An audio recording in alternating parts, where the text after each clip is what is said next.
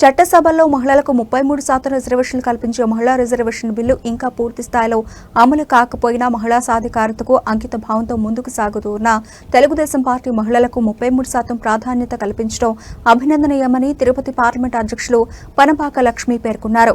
ఓం నమో వెంకటేశయ్య. నిన్న జరిగినటువంటి మహానాడులో మా జాతీయ అధ్యక్షులు నారా చంద్రబాబు నాయుడు గారు కానీ, national working president Nara Lokesh గారు ఒక తీర్మానాన్ని ఆమోదించడం జరిగింది. మహిళా రిజర్వేషన్లు చట్టసభల్లో అమలు చేసినా చేయకపోయినా మన రాజకీయ పార్టీలో దాన్ని మేము 33% అమలు చేస్తాము అని చెప్పడం జరిగింది.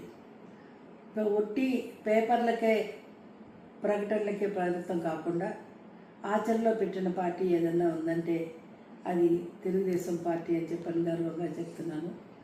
ఈ రోజున ఈ 33% రిజర్వేషన్లు ప్రవేశపెట్టినందుకు వారికి మహిళలందరి తరఫున నేను కృతజ్ఞతలు చెప్తున్నాను.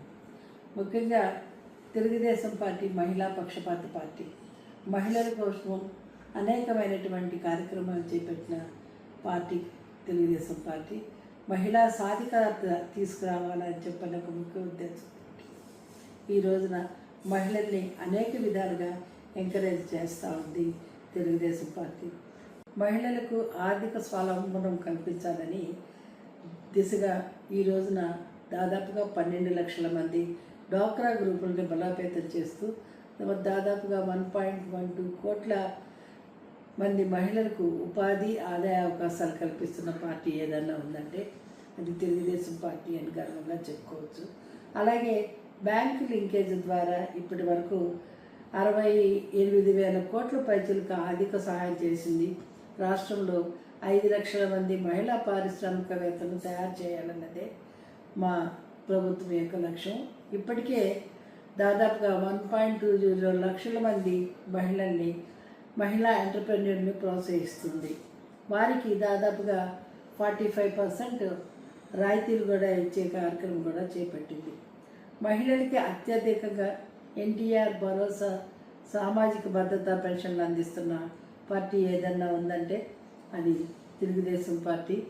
దాదాపుగా ఇప్పటికీ 37.92 లక్షల మందికి 1,594 కోట్ల పెన్షన్ని పంపిణీ చేసిన ప్రభుత్వం ఏదన్నా ఉందంటే అది తెలుగుదేశం పార్టీ ఉన్నటువంటి కూటమి ప్రభుత్వం అని చెప్తా ఉన్నాను.